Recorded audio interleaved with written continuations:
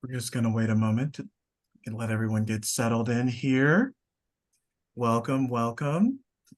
My name is Corian Duvet. I am the admissions events coordinator. We've got our entire panel here. They're going to make introductions here shortly. I'd like to start with a quote. To be courageous is to embrace vulnerability and to be authentic to ourselves. It took me 30 years to be authentic in myself, and I'm so proud that we're all here, and we're going to be discussing this topic. It's such a deep topic that we definitely need to address.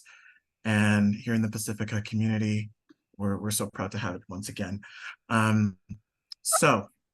I do want to acknowledge that today many of us stand on the ancestral land of the Chumash, land that was stolen through force. And the Chumash people continue to inhabit and steward this land. If you guys want to learn more about the land that we currently inhabit, we do have a link in the chat that you guys can check out. There's a full map there for you guys. All right, so welcome again. We do have a full panel of students, faculty, staff, and many prominent people in the LGBTQ plus community. So we're going to go ahead and get started, and I'm going to pass it over to Jessica Rubenstein. She is our Director of Admissions, and she's going to continue on. Jessica, please. Thank you. And I also wanted to invite Dr. Kristin as well, who wanted to share a few more words on the land acknowledgement. Well, I would just like to say an acknowledgement with great humbleness and humility that the land that PGI, Pacific Graduate Institute, lives on was once occupied by the Chumash tribe and people. Prior to colonization, these families lived in thriving fortified communities based on agriculture, hunting, fishing, and trade, which they no longer are allowed to do. So we thank them.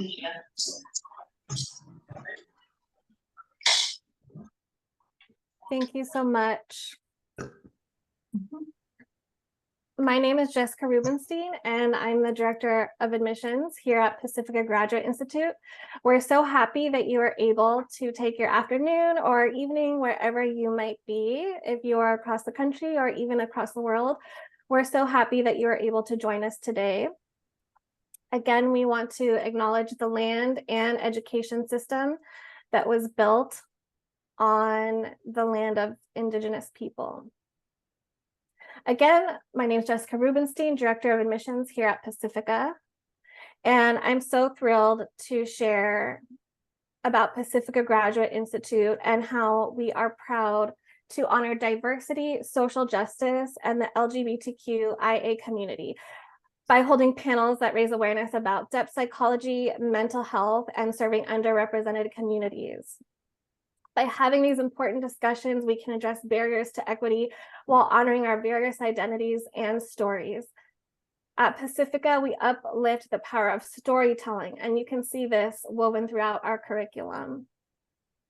We are thrilled to hold this panel in partnership with Kristin Flickinger, Executive Director of our Pacific Pride Foundation, who is also co-hosting this panel, and you'll get to meet everyone soon. We are so grateful for our students, alumni, faculty, and staff panelists and community members who are present today and will shortly introduce themselves and their stories in their own words. Also, Pacifica Graduate Institute's Admissions and Events Coordinator that you met a few moments ago, Corian Duvet, will also be in attendance at Saturday's Pacific Pride Festival in Santa Barbara. So we do hope you can stop by, visit our booth. We're gonna have some giveaway items, some stickers and activities. So it's gonna be a wonderful lineup of events.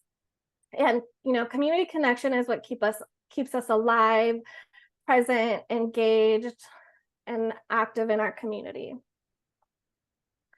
Prospective students that attend this panel also qualify for a free application to Pacifica Graduate Institute. And our graduate programs, as you may know, focus on depth psychology. You can claim your application by emailing applicant@pacifica.edu and sharing you attended this panel. I'll put the contact information in the chat box below. Please also contact us at applicant@pacifica.edu to be connected with an admissions advisor and find out which programs are still enrolling for fall 2023 or to get an early start on applying for fall 2024. We have wonderful admissions advisors who would love to help you every step of the way in applying. And I also wanted to share that until August 30th, we're offering the wonderful opportunity for prospective students to receive a free application and a free registration to our Journeys of the Soul conference, which is held from September 29th to October 31st. Please contact us again at applicant@pacifica.edu to claim your free application and discount code. And join us for this wonderful conference. It includes interactive sessions, a chance to meet Pacifica faculty, staff, and renowned scholars in psychology and depth psychology. Also, we will feature a talk by Dr. Tima Bryant, which is the president of the American Psychological Association, or APA, so that's very exciting. We have a land shark tour of Santa Barbara and so much more. You'll get to chat with our admissions staff. We really hope that you get to attend. It's going to be such a fun weekend on our beautiful Ladera campus. Just a few bookkeeping items, as we might say.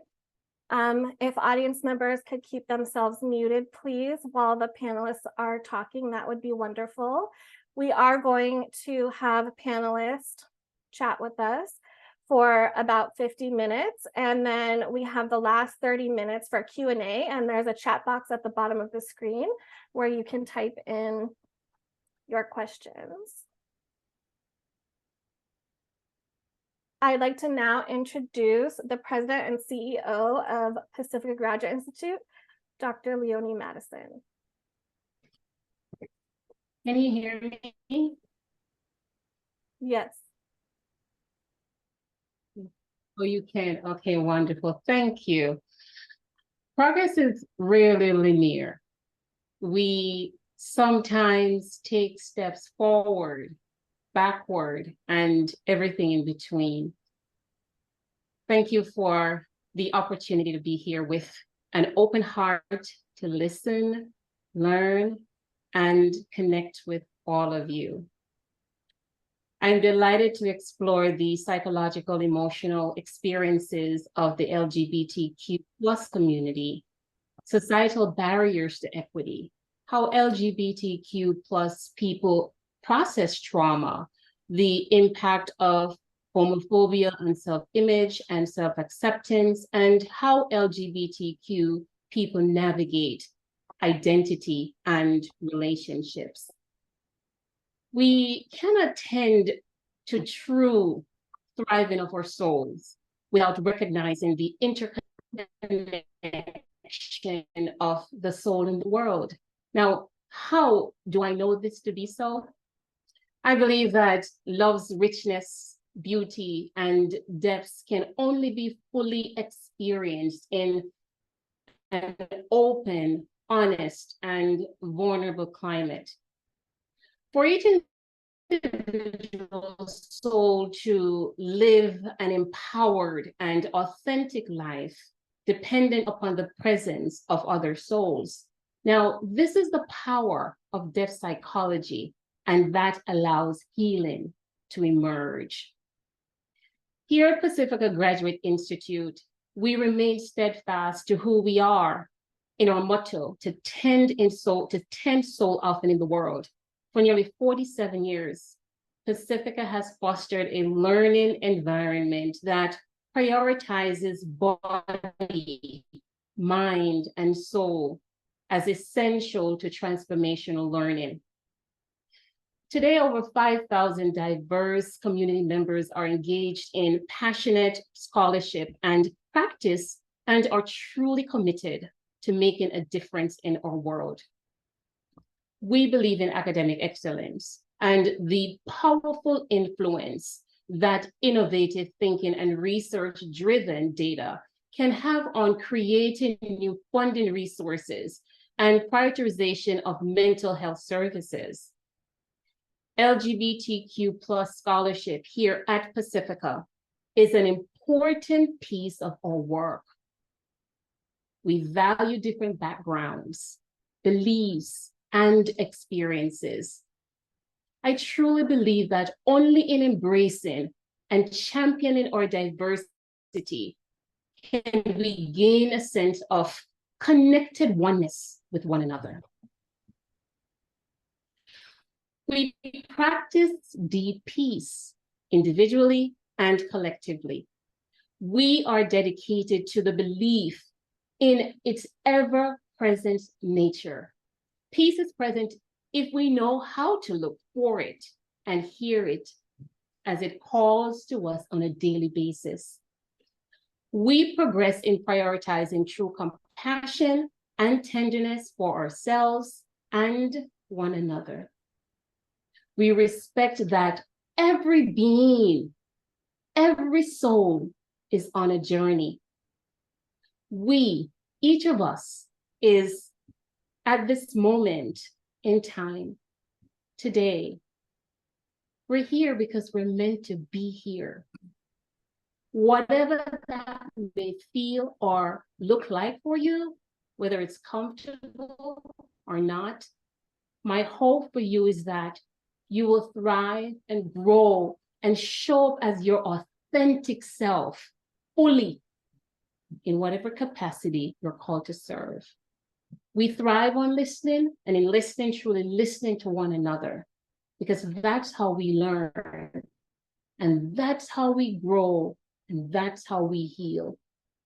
We hear you, we see you, we love you, and we deeply appreciate you.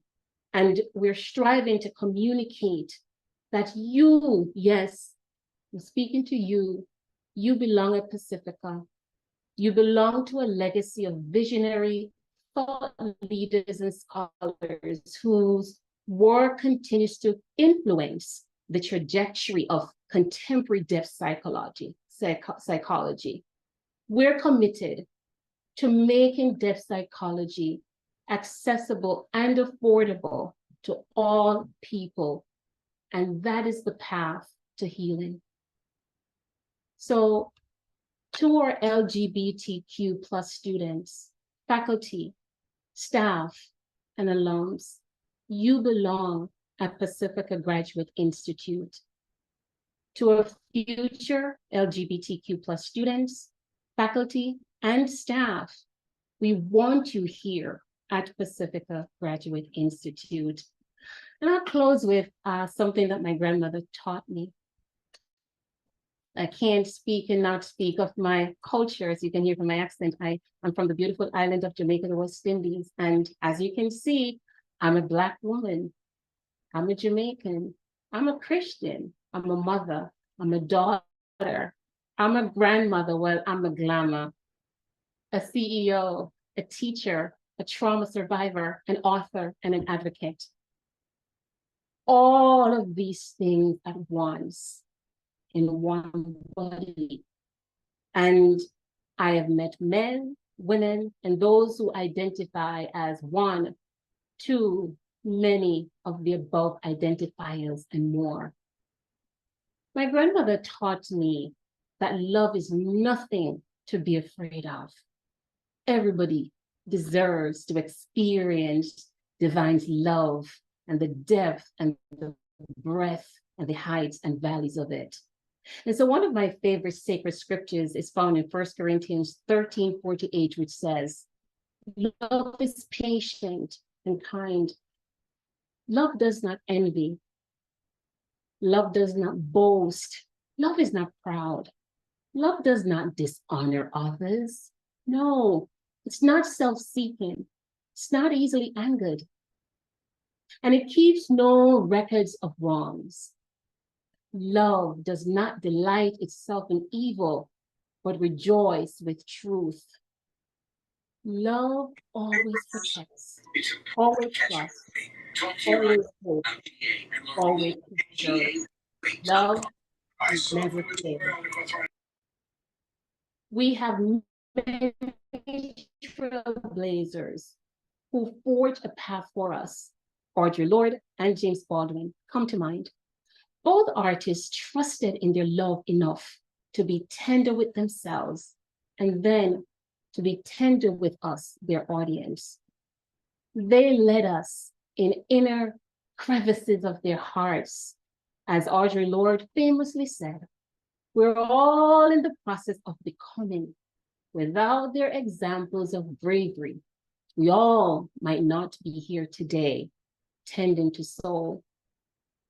And so how might we consider this, there's a priestess, her name is Earthlyn Manuel, and she beautifully articulated in her book, a quote that was shared with me, and it says, "Our differences, I cannot know what it is like to live through your body in your life with your background as you can know for me."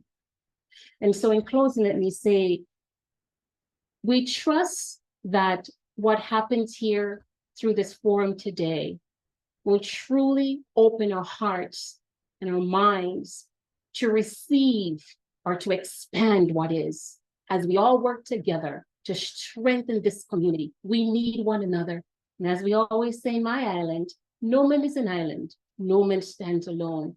And so the strength of a group such as this LGBTQ panel and all of you attending is that we're here precisely to celebrate and honor our path together at Pacifica for this reason. And so we embrace the tension, we allow it to be present, the tension that allows each of us to live into the full richness of diversity of ourselves, while also recognizing the need and the urgency around creating additional mental health services for those struggling on their path. So thank you for joining us today, and please enjoy the session.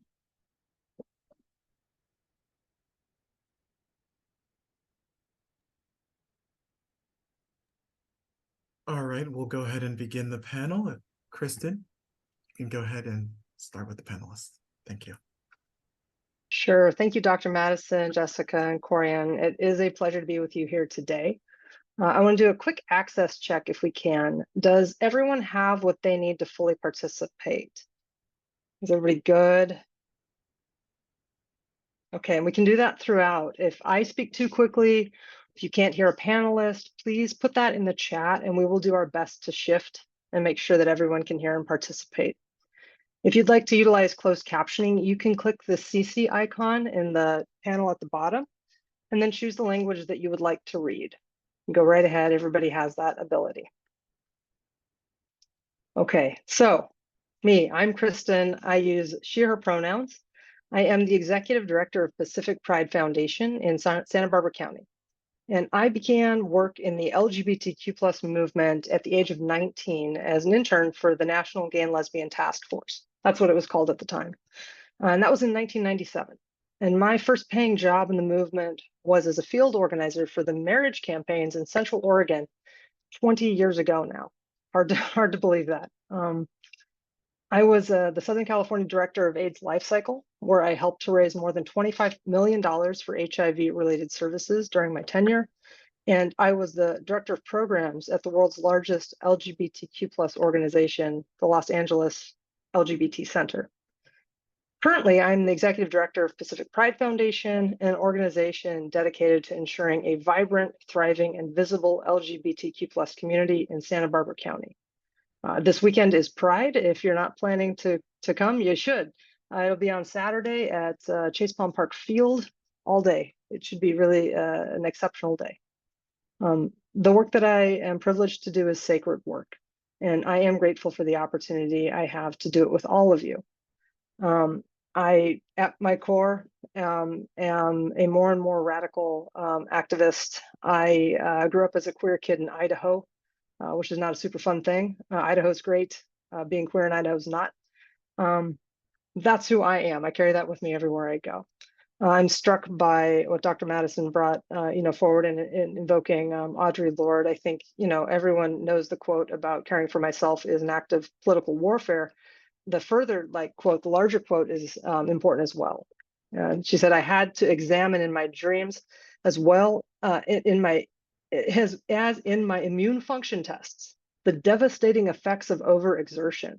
Overextending myself is not stretching myself. I had to accept how difficult it is to monitor the difference.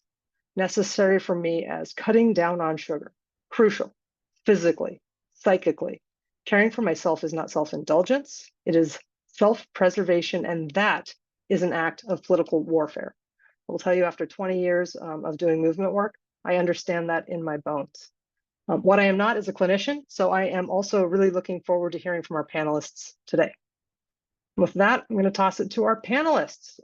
This is the question for all of you. Please introduce yourself. We'd love to know about your work in the LGBTQ plus community and your path to finding this work. Who would like to start?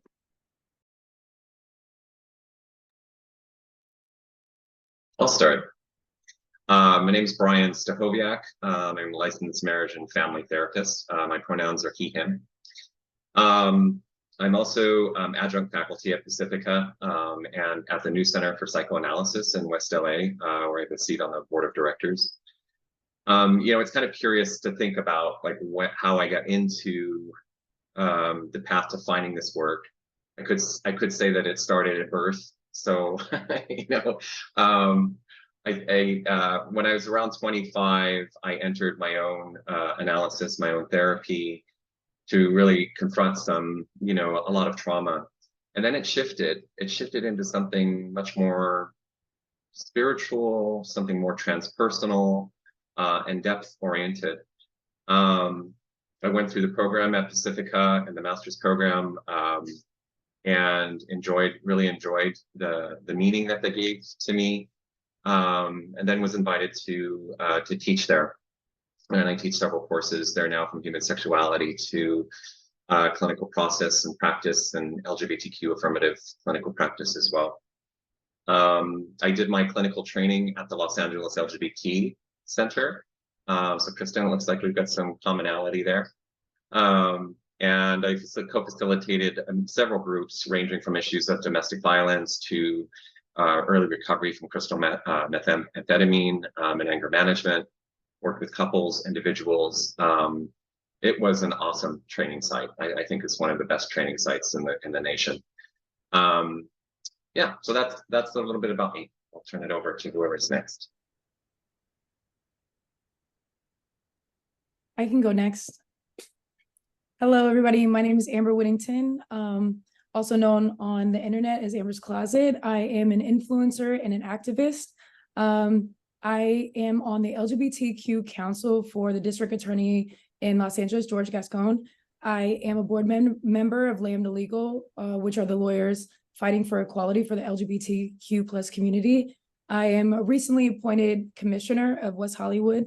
I got into this work just wanting to make a positive impact. I was one of the first coming out videos online. And how that happened is that I went to a Catholic school as one of the only kids of color questioning my sexuality, and that kept me in the closet for so long. And I bursted out on the internet and just didn't stop from there. I wanted to create a platform where I made others feel better in their skin and have an easier journey than it was for myself. So that's a little bit about me. Hi, everybody.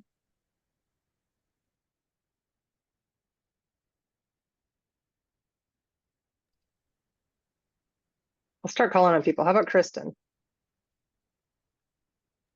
I was like, I don't know how, I can't see who's up there to go or not. I'm Kristin Beasley. My pronouns are she, her. I am probably very different than a lot of people on this panel. I came out very late in life, almost 40.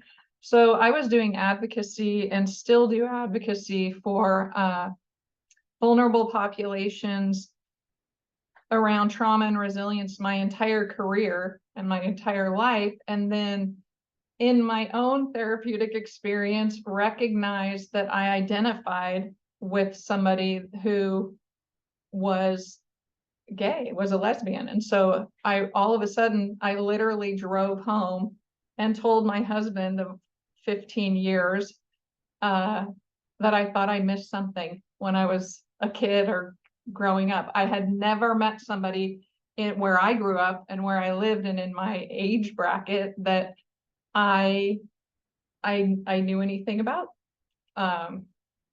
my own sexual orientation. So, actually, I would say the fluidity of it. So I identify as a lesbian, but I was married for for 15 years, and I'm the mother of 3 kids. And so this was a very, very overwhelming experience to have at this period in my life. So, but my work has always revolved around working with marginalized communities and vulnerable populations. So, and I was working with the LGBTQ plus community as an advocate, not really knowing that I was part of that community. I've had heterosexual privilege my entire life up until 40, and then had a really, really strong awakening about, wow, that can go away really quick. And it did. But in the grand scheme of things, I get to claim some fame to getting condom machines in the university dorm buildings at the university in the town that I live in after a very, very big, we were doing an AIDS awareness event trying to pull this off. And then it took 13 years for it to actually happen, but they do reference back to our fundraiser that started it, which was super cool in the middle of the AIDS crisis. So I've also done support groups for the LGBT plus community after the Pulse shooting, and other events that have happened related that are target the community.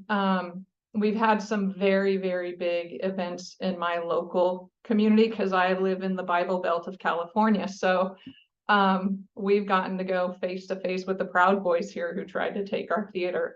So anyway, so I don't necessarily see myself as somebody who's grown up in a marginalized community, but I certainly do experience it and walk that path now. But because of being so much older when I came out, and a parent and highly protective of young people who are part of the community, that I think that my passion really is driven by probably all the work that I do, which is my maternal instinct and my maternal drive to protect.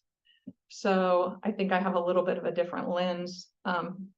And I just read something today, late to life lesbians, they're everywhere. And I'm like, okay, well, 20 years ago they weren't. So anyway, and I'm adjunct faculty at Pacifica. I didn't graduate from Pacifica. I own my own business. I travel all over the country and speak about trauma and resilience. In fact, tomorrow morning is the next one before I fly right back down there. So thank you. Thanks, Kristin. Any volunteers? I'll go. All right. You're actually not alone, Kristin, because I also came out late in life after having a child, and was married a similar number of years. And I had a gradual coming out as pansexual, then as non-binary and polyamorous. My name is Marika, by the way. And I'm also the parent of a young child who is also queer. So I'm a queer parent for myself and of a queer child. And my child was the first out trans kid in their elementary school in our town. And we live in Los Angeles, but we live in a more conservative area of Los Angeles. So there's been a lot of advocacy that I have had to do on behalf of my child, but also extrapolating beyond that to other queer kids in this community who do experience a certain level of oppression despite, being in California. I'm an artist activist. I explore the topics of queer self-expression and this idea of invitation into queer self-expression through stories and through Jungian arts-based research. I'm currently a student here at Pacifica. I graduated from the, it's now the Depth Psychology and Creativity program, and I'm currently a student in the Jungian and Archetypal Studies program. I'm working towards a PhD. My research centers around polyamory, relationship anarchy, and queering Jungian theories, as well as self-expression using the physical voice, voice as archetype. As I said, I came out later in life, and I identify as agender, trans, pansexual, demisexual, and as a relationship anarchist, which is definitely a queer form of relating. So that is a little bit about me.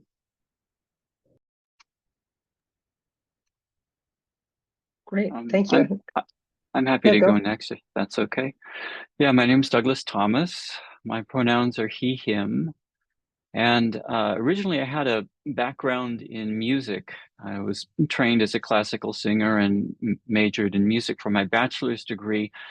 And when I started coming out as a gay man, I joined the Gay Men's Chorus of Los Angeles. That was in 1989.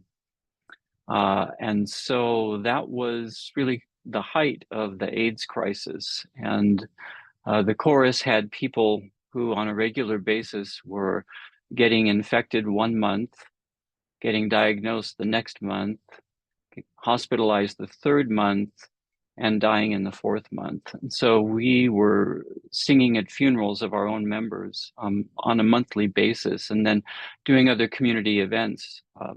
So there was a tremendous amount of trauma, a tremendous amount of grief. And I think what I went through is an example of one of the ways Dr. Lee was asking, how do LGBTQ plus people process trauma?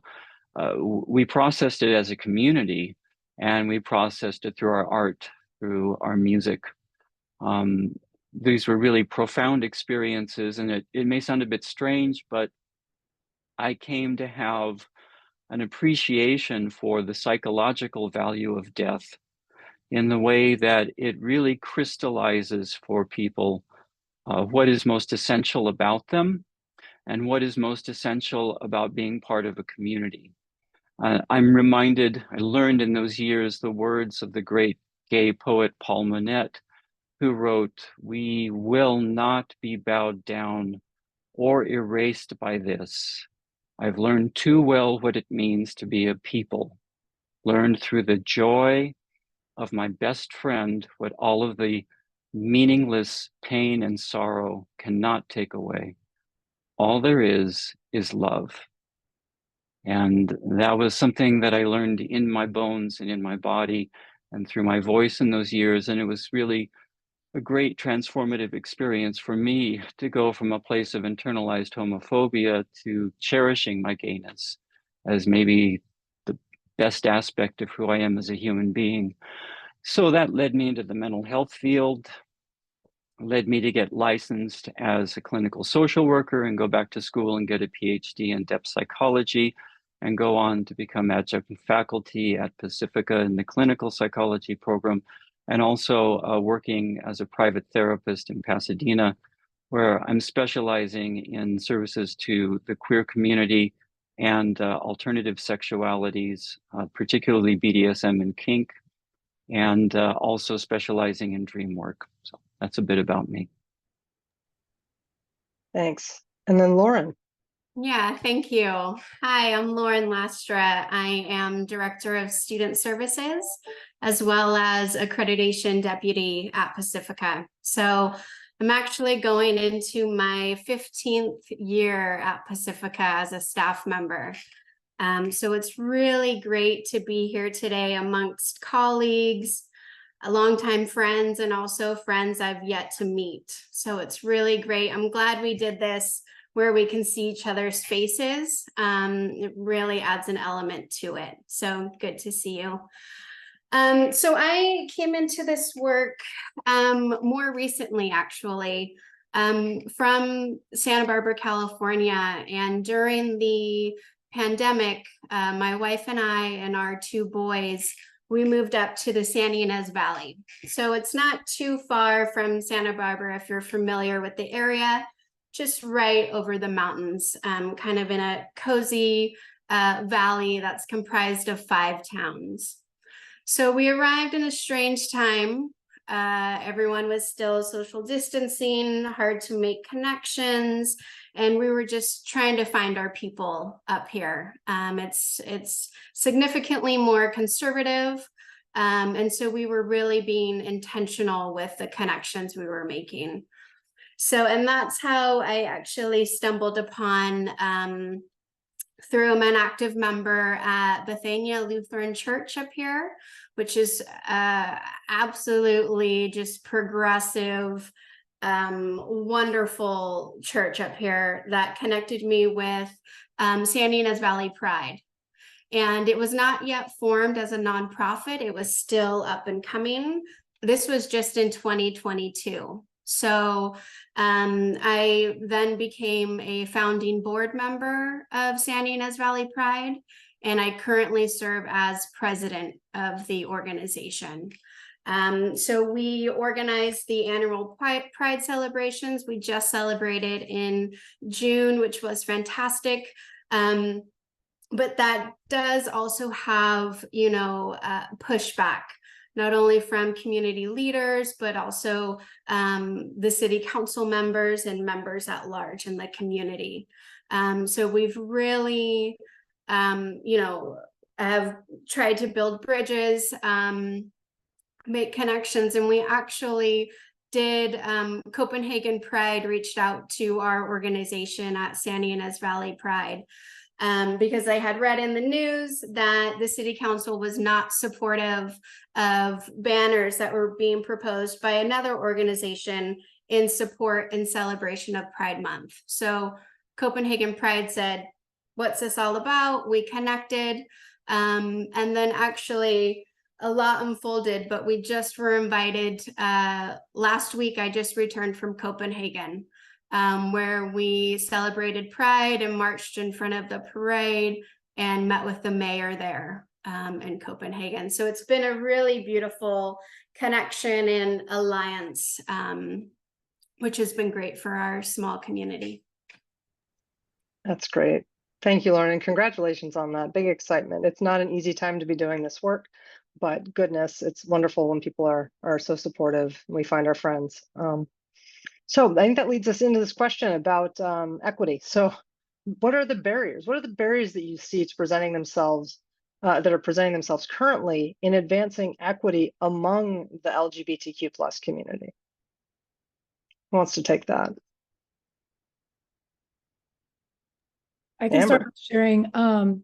As a board member of Lambda Legal, which are the lawyers that are in these courtrooms and fighting states, laws, bills, legislative that are anti-LGBTQ, we have over 550 plus anti-LGBTQ bills attacking our community just this year. And so for me, just being in the rooms and seeing how much work is constantly needed to be done, I would say that is what I feel is the largest attack on our community. And also, I think with media constantly, I would say, projecting or just giving platform to those that are homophobic and have nothing but negative things and divisive things to say. So it's been a really tough year, I would have to say, because of just those bills by itself.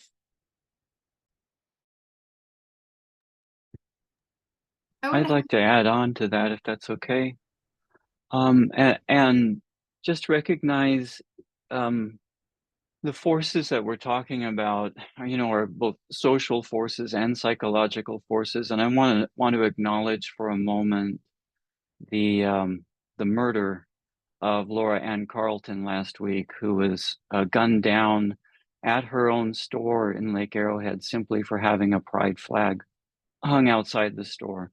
I think that underscores what a grim time it is. And it's not only for queer people, but our allies, when finding the courage to hang a pride flag as if it was an act of courage to affirm and support and express pride for who we are is something that is now risking a person's life. These psychological forces, we talk about phobia, homophobia and transphobia a lot. I also want to add the idea of disgust, because that's another emotion that we know is present through research.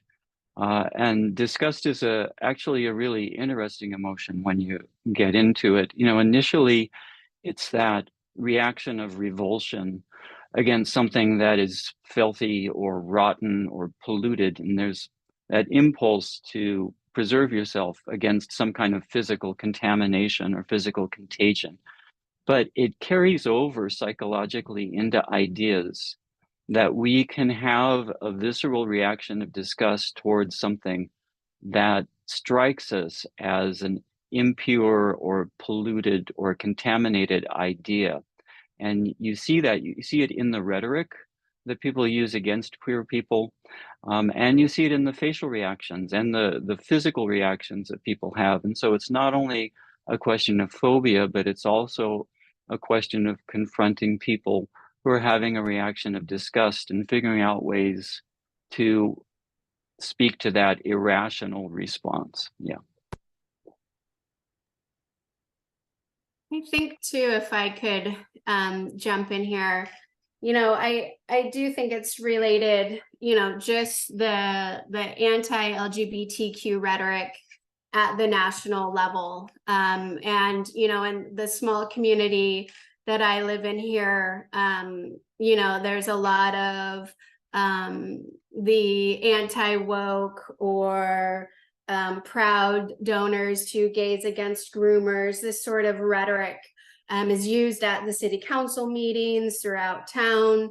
And what really clicked into focus this past week was actually this same sort of narrative against the LGBTQ community.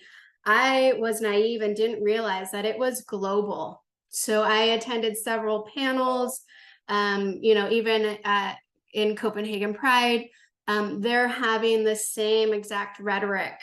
And they shared with us that they're feeling like it's getting fanned and flamed here in the United States, that really has ripple effects. So, and it was devastating to hear. We had a panel which was focused on hosting Pride in hostile communities.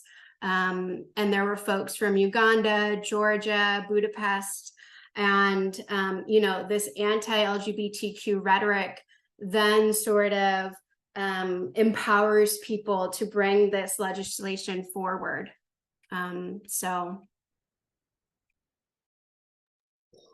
Something that I've noticed along, and I think it ties into Douglas's comment about disgust, is that so much of this rhetoric has to do with essentially people's body parts, particularly when it comes to the trans community. I have spoken with literal neighbors in my apartment complex who don't want their children to be aware of the existence of non-binary people, refuse to let their child use my child's correct pronouns because she didn't want her child to be aware of this until she was 18 and could make her own decisions. And we had this conversation where we sat down and really talked about, what was underlying it. And there's so much misunderstanding about what it is, because we were talking about gender and she was relating it to sexuality. And then a lot of the anti-trans rhetoric, and particularly for people who are assigned female at birth, really ties to, people's attachments to reproductive systems and people with uteruses being able to have children, being able to feed children, when that's not even guaranteed, depending on, regardless of your body type. So there are people who don't even want to be exposed to that at all. And I'm like, our children were already playing together. You know, they were already friends. And, you know, and so there's just this, this deep attachment to what people's body parts can do and what they can't do. And, you know, for people who are assigned male at birth and are trans, that's where the groomers, this idea of groomers and whatnot gets attached to that. And so trans women are experiencing that. And so I think, you know, it again goes back to that sense of disgust. It's like, oh, this body part is supposed to do this, that body part is supposed to do that. Someone with that type of body is supposed to do this. And people get so attached to that anything outside of that becomes disgusting or becomes, you know, becomes tainted in some way. And that affects the ability for children who identify as different gender than the one they were assigned at birth to be able to exist safely in that way. And I see that in our community here. So, you know, I think that ties into what everyone else has said as well. Marika, thank you for that. I'd like to follow up on that and then move to the next question, go from you to then Kristin and Brian, give them an opportunity to weigh in. So, you know, with what you're talking about, how do you see heteronormativity and homophobia impacting mental health in the LGBTQ plus community? And in the face of that, how do you encourage those in the queer community to embrace authenticity while also being impacted by these issues? So I think the heteronormativity, you know, again, it goes back to what people associate with certain body parts. And even in media representation of people who are non-binary, what I have noticed is that there's still this binary representation. You have people who were assigned female at birth are androgynous, flat-chested, you know, or at least relatively so. And so there's this particular aesthetic for people, for non-binary people assigned one gender at birth, and then there's a different aesthetic for people assigned a different gender. When the reality is that non-binary people, trans people do not owe androgyny, do not owe passing privilege. They don't owe that. And yet the images that we receive in a way almost reinforce the binary because of that. And so it creates this idea that people who are trans, people who are non-binary or other, you know, genderqueer identities, that it's like we're supposed to look a certain way. We're supposed to appear a certain way. And if we are gender nonconforming, there's a certain violence that happens for people who are gender nonconforming, because again, it's that sense of disgust that Douglas was talking about.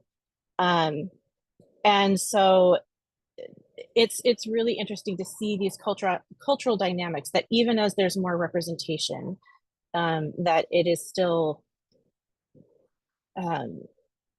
it's still reflecting a certain binary.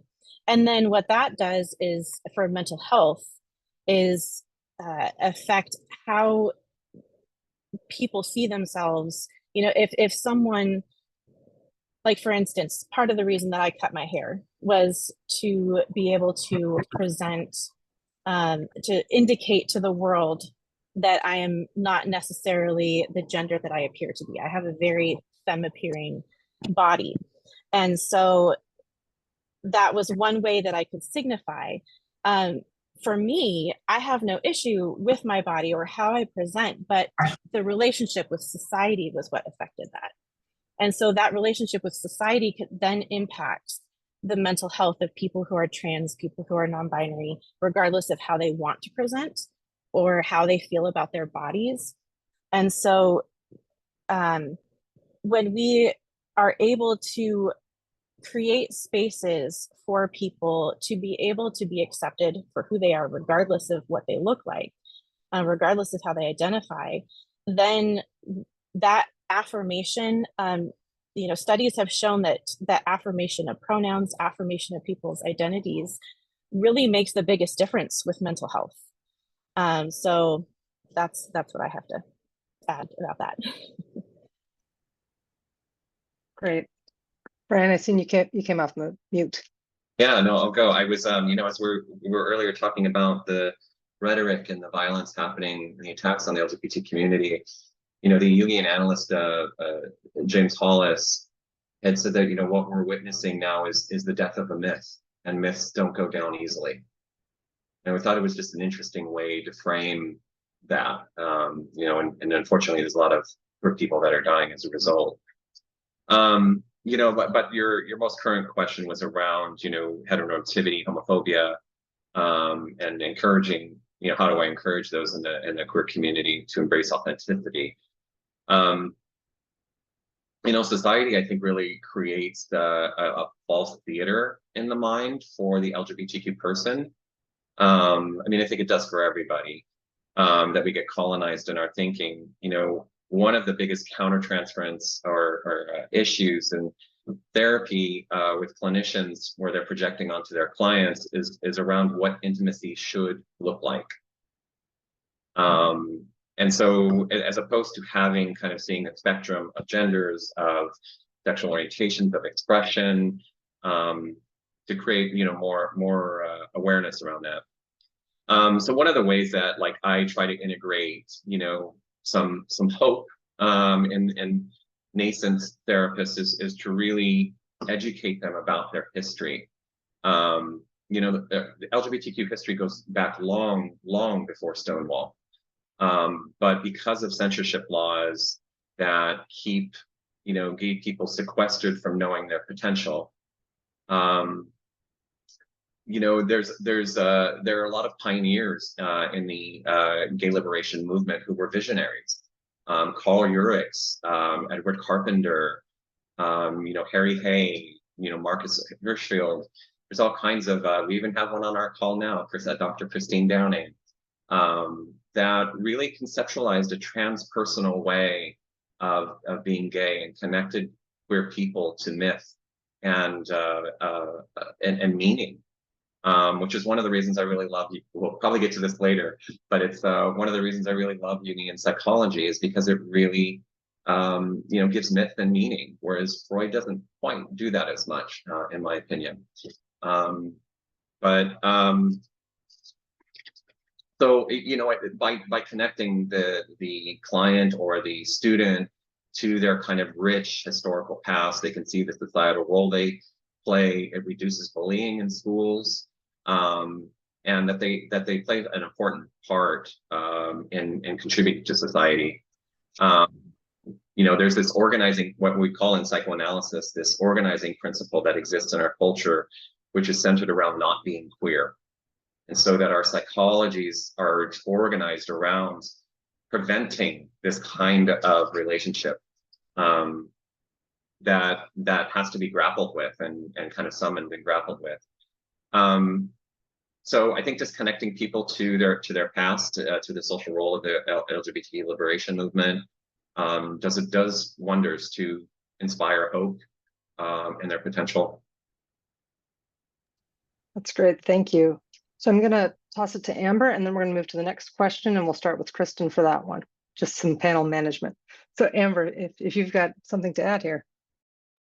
Oh yeah, I'm actually looking at some of the comments, and some of the comments are a lot of what I wanted to add when we were talking about how heteronormative ideals in this social construct has ruined the idea of our existence, because what femininity and masculinity has to look this way or we don't belong. And so I just wanted to touch on that, because that's why it's really important. A lot, back to the other thing, is how do we get people to want to show up authentically, right? And so what I was touching on earlier is how I use my platform to try to empower people to say, you are beautiful, how you are, how you show up, how you want to be. And so that they feel comfortable being their true authentic self, and know that if they don't have friends or family to support them, that there's a family outside of that small town that you're in that do support you, and we love you, and we want you to show up how you are. And so I really wanted to make my platform based off of saying, hey, you have a voice, it's important, and you can use it.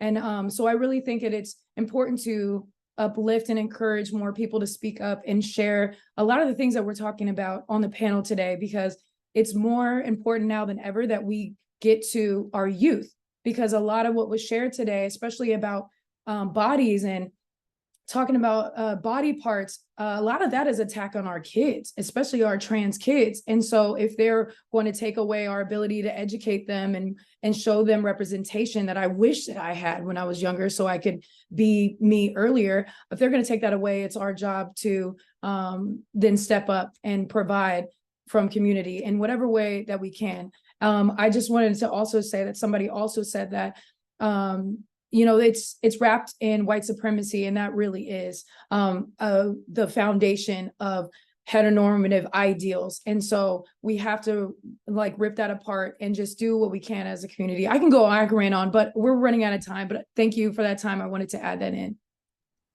Great, thank you so much. All right, we're going to do one more question to the panelists, and then we're going to move into Q&A. So this one is specifically to some of our clinicians, Douglas, Brian, Kristin, and Marika. How have you used depth psychology, which is the academic lens used at Pacifica Graduate Institute, to influence your work in the community?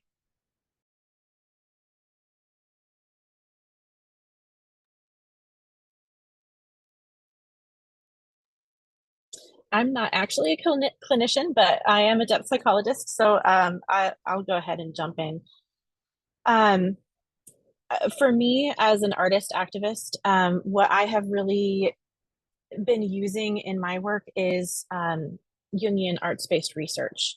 And it's arts-based research that really brings soul into it as well.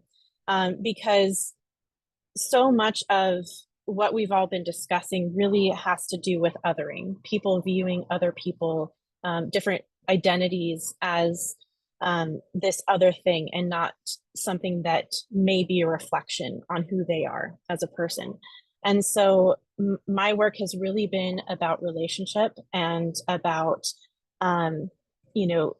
creating safer spaces by inviting people in to my own experience through my art, allowing people to perhaps find some form of connection, and seeing the humanity in people who are different. And then also, addressing the fact that, yes, this is absolutely rooted in white supremacy, colonialism, all of these different forms of oppression, and that has to be acknowledged within it as well. So that's one way. And then the second thing too that ties into that is queer identity as personal mythology. Brian was talking about mythology being important, being an important piece. And I think what so many queer people do is create new mythologies. We're creating new ways to describe ourselves and our experiences all the time. There's so many different ways. There's a certain creativity within the queer community. And by tapping into that creative force of mythology and the psyche, and connecting to the unconscious and bringing the unconscious into consciousness, that is really where I think we can make some of the biggest differences. Thank you. And I want to toss it to Kristin because I promised that. So Kristin wants to jump in.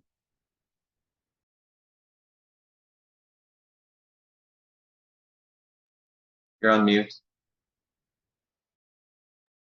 Kept muting and unmuting myself. Sorry about that. Here we go. I wanted to jump in and address the issue of advancing equity.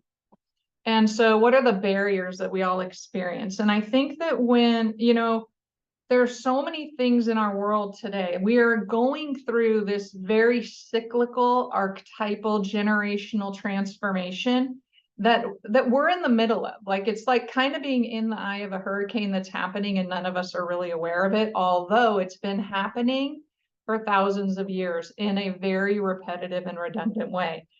So that's one thing, that we are in this crisis cycle, and crisis cycles actually lead to the entire generations shifting into the battle is for equity. The battle is always for equality, and what comes with it is a lot of tumultuousness and war, and often death and harm, which, hello, are we not seeing this? Like, when we start to really explore the depths and the archetypes of a generation, Gen X are nomads, millennials are heroes, they're battling with baby boomers, and then the homelanders are coming up behind them. So each one has its own personality and its own way of being. Okay, that's a whole 3 days of conversation we can jump away from, but we are in a cycle of change that will not resolve until the early 2030s, and there will be a lot that happens. We just saw the weather that is also combined. It's very fascinating.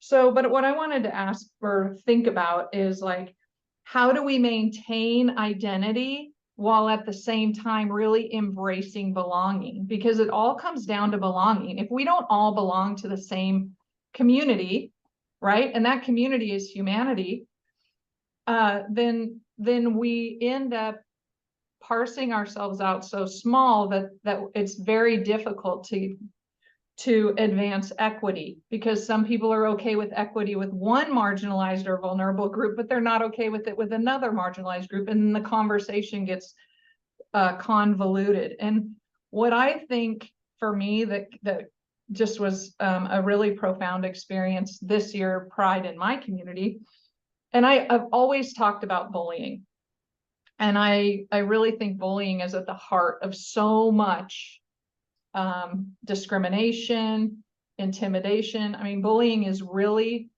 one of our biggest problems. And so I took my my granddaughter, who was here, she comes all the time, and it was the day before Pride, and oh my gosh, she didn't have a Pride shirt, so we went to Target, of course, to get a Pride shirt, right? And so we're walking around Target, and I'm thinking, like, where's all the Pride stuff? Like, what's going on? So I asked, and they said, oh no, we had to take it down. They had to get a manager to explain it to me, and the whole thing about how, you know, there had been threats of violence to the employees all over the country, blah, blah, blah. And all of a sudden, I mean, I could feel my regulating system like unravel a little bit. And here I am with my little listening to this thinking, are you kidding me? But at the most basic, the most basic point of that is that it's bullying. It literally was and is a terrorist threat. Like, a terrorist threat is the use of force or violence against a person or property for the purpose of intimidation, coercion, or ransom to create fear among the public. This was done to a corporation that's national. And what happened was, if that threat had been made to the baby department, there would have been a highly different response, I believe. I think that we would have responded differently to that kind of bullying than we did, because it was targeted at the LGBTQ plus community. And that's where I think we need to be, in some ways, pushing the mark on breaking down the barriers of equity, because that impacts not just the gay community, that impacts every single person. My 8-year-old granddaughter was impacted by that conversation. That sends her a message of fear that she, you know, we don't even pay attention to. Think about all the littles in the world who have heard some story about that. Now they've heard the story about the beautiful woman who was shot for flying a flag, or the teacher who was fired just last week in Florida for reading "My Shadow is Purple." I mean, it just goes on and on and on and on. So whether you're a straight kid, a gay kid, wherever you fit on whichever spectrum, it comes down to this threatening behavior of bullying. And I think when we can figure out how to And I love this. I mean, hate this topic, but I find that it's sort of my topic at the moment, is when we break down how we we take the power away from the bullies, that's how we begin to reach equity. We have to deflate the bullying balloons, and that's totally doable, but it takes a concerted effort of all groups working together while holding on to our own identities, but having a shared voice that lives in the sound of love and belonging. So that's kind of my little, that was my thought of the moment. Thanks, Kristin. I'll say there's, I'll point folks to the chat to have a look at some of the conversation and the comments that are being placed there about equity, among the LGBT community, and some of the issues around systemic racism and kind of the white structure of our movement, which I think is incredibly important and valid to recognize, or we can't shift if we don't. So thank you, Chief, for putting those comments in there. All right, we're going to move to Q&A. So if anybody has questions, you can type them into the chat. You can take them from there. Please help us out. We want questions. Otherwise, if there are other things that a panelist wants to say before we, as things start coming in. Before we move into the Q&A, I do want to acknowledge someone who's on the call, Christine Downing. She's a scholar, educator, and author in the field of mythological religion, depth psychology, and feminist studies, and a big part of the PGI community. So just wanted to acknowledge her on the call. We can continue. All right, well, we're waiting for questions to come in. Is there anything else that hasn't been? Oh, we've got Anne. Anne, do you just want to come off mute and ask a question? Yes, thank you so much. Go for it. It's great to be with you all today. Thank you so much for all that you're offering. And some of you had made reference to the value of Jungian psychology.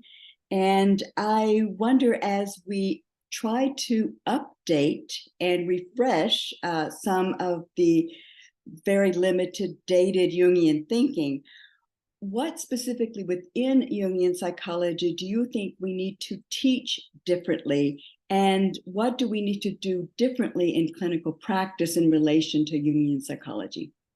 Welcome, any thoughts? That's a great question. I love that. I want to leap on that. I think to understand the queer community, you have to understand that it's enriched, deeply enriched with symbol. And one of the things I've noticed that's kind of missing in teaching Jungian psychology is that we look at it in kind of heteronormative terms primarily. So, without an archetype of gay love, for example, a gay man, for example, can't individuate within the kind of the classical framework of Jungian psychology. There have been a lot of folks who have done work in this area to look at where Jung's blind spots were. There's this one notion that to actually be psychological and to self-reflect is actually a homosexual function, that there's a union of sames as opposed to a union of opposites, that I'm turned on by my unconscious and I am intrigued by it and mystified by it. So I think having this, there was one Jungian analyst, Mitch Walker, who coined the term the double, the archetype of the double. And it's often seen as a postmodern kind of invention, as opposed to like a classical view, but from a union of sames as opposed to a union of opposites.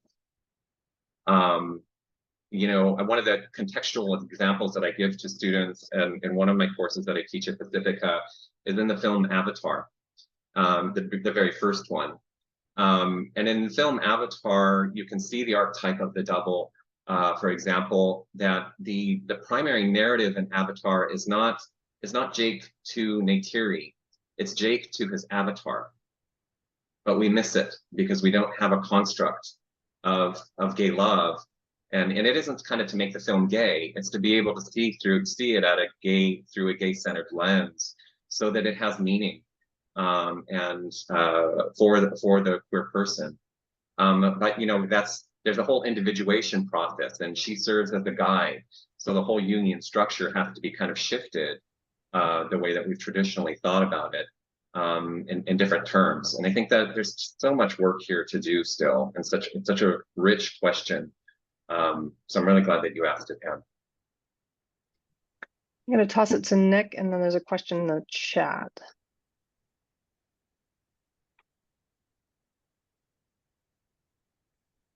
Nick, you went away. Do you have a question? Yes, that elusive mute button. Sorry. Thank you all for sharing your perspectives and experiences. I'm curious, it's kind of a related question, but what do you all think?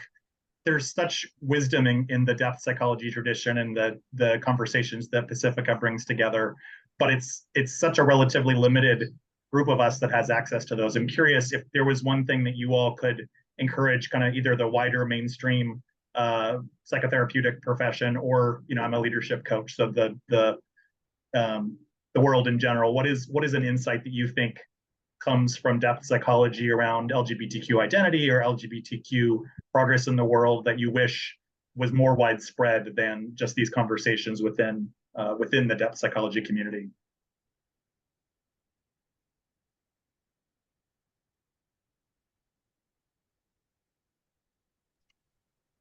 Who wants to take a shot?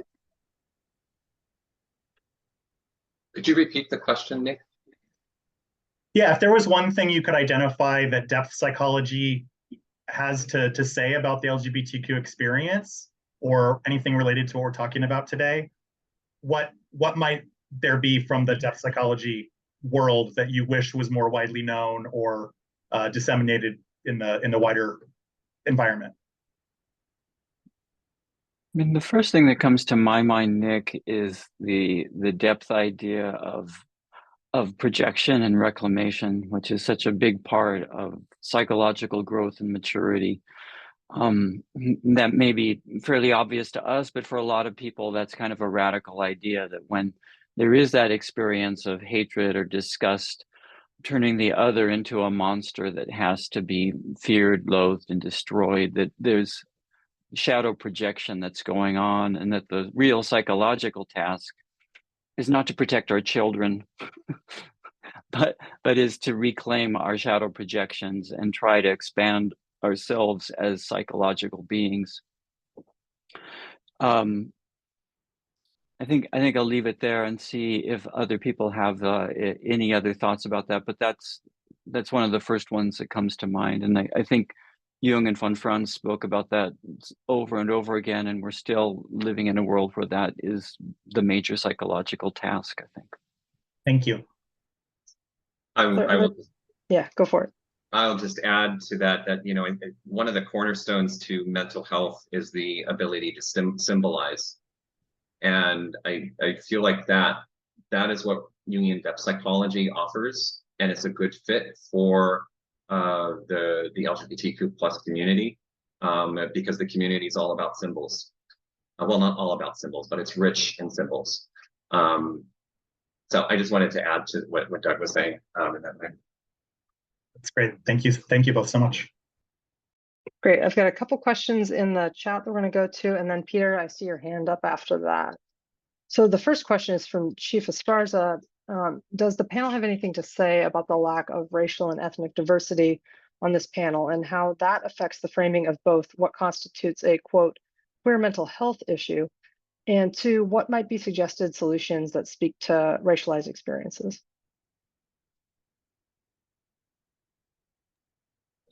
I'd like to address this, particularly because, this is in a depth psychology context, and the depth psychological world, and particularly Jungian scholarship, has a very deep-seated shadow regarding race. And so part of the lack of diversity on the panel has to do with the fact that this field needs to do more work to move forward. One of the people who is doing significant work in this regard is Dr. Fanny Brewster. She has written about African Americans and Jungian psychology, and her work is, I believe, very important. However, she's not necessarily speaking to the queer experience of people of color. So there are more and more people, particularly in other parts of the world, such as Brazil and Argentina. There are groups of queer Jungians and queer depth psychologists that are doing more and more work around queer topics. And so really amplifying those voices, I believe, is something that we can be doing more of. But honestly, the lack of diversity does speak to our field and the work that we have to do. And I think it's important to acknowledge that. And that so the solutions that we have are to reach out to the people that are doing this work, that are queer, and to make sure that we are amplifying their voices, giving them space within the Western cultures, so that, and to give them access as well. There have been some issues of accessibility for people who are in the global South, who are Jungians and have significant scholarship to contribute. So that would be my suggestion regarding solutions, is to, in the future, to invite people from some of these groups to be on these panels and ensure that, we're able to really bring more diversity, both across the world and also regarding racial and ethnic identity. Thank you, Marika. Is there anybody else on the panel who wants to speak to this? I would like to just let people know that Marika and I and Mary Beth Carter, who's here, hi Mary Beth, also adjunct faculty in our clinical psychology program, all belong to a group called the International Queer Jungian Initiative. And we have members from all over the world, including the global South. And this is a topic that comes up over and over again as an ongoing part of the conversation. It's not simply one measure that is taken to try and improve this situation. This is a situation that we've been living with for over 400 years, well over 400 years, but certainly in the continental United States, that's our history that we are still grappling with.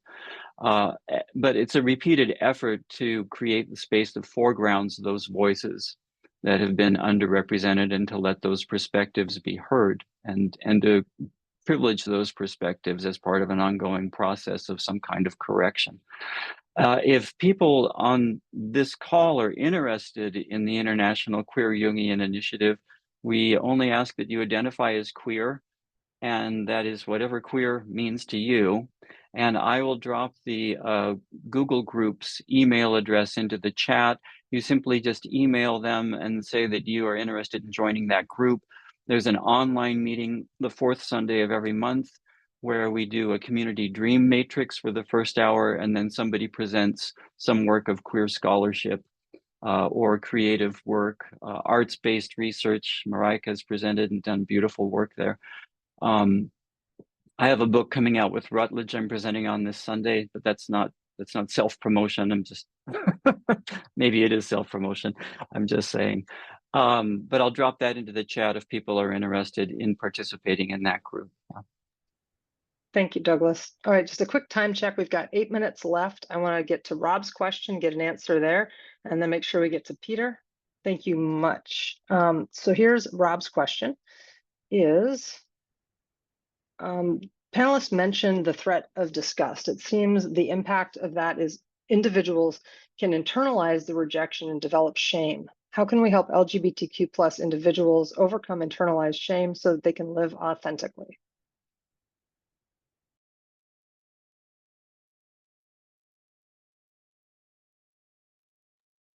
I can touch on this one in the form of, these people attack me online all the time.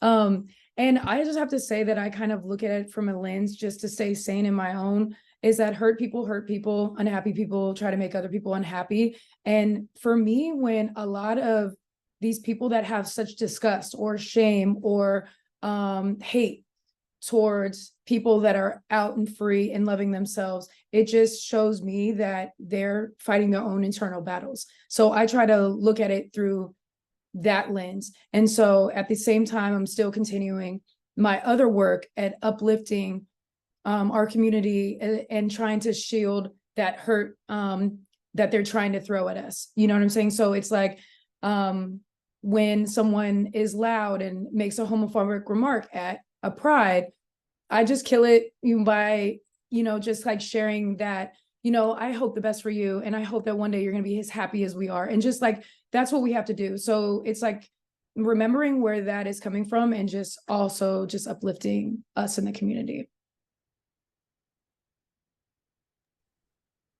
That's great. Any other panelists want to take a shot at that? Otherwise, we'll go ahead. You can go. Jen. Otherwise, we'll move to Peter. Otherwise, go ahead.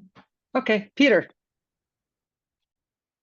I'm the chair of the clinical psychology program here at Pacifica, and I'm really grateful to the panelists for this discussion and these questions.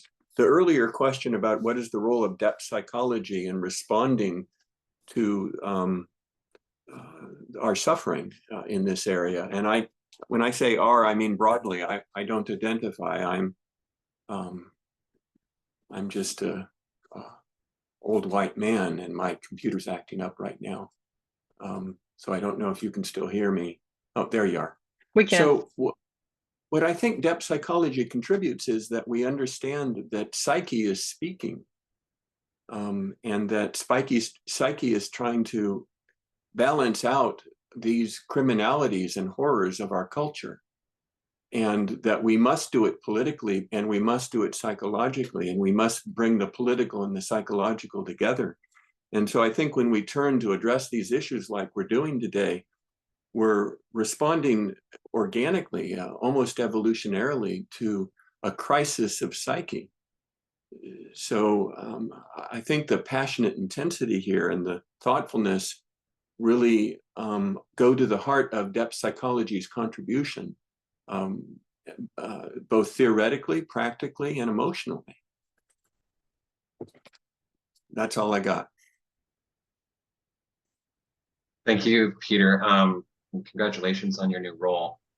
As you were talking about that, I was thinking about, the Black psychoanalyst Anton Hart, who wrote about teaching diversities in a psychoanalytic setting, and trying to incorporate more the topic of racism into our conversations. But part of what he talks about is that, instead of subjugating folks to a lot of information, that there's also something that's process driven around a redefinition of ego and who I think I am. And that process of mourning, of loss and grief can be more productive, and that we have to kind of learn how to handle, allow that we have an unconscious, and that we have to allow enactments to happen, and to work through those racial enactments and those things that where it seems like it's really hard to make progress on. But there's a Holmes Commission report that I don't know if you're familiar with, that just came out, and most psychoanalytic institutes are trying to, they're going through a big reckoning right now about their exclusion of people of color, and just the field in general. So there's movement, but there's a lot of work to do here, obviously.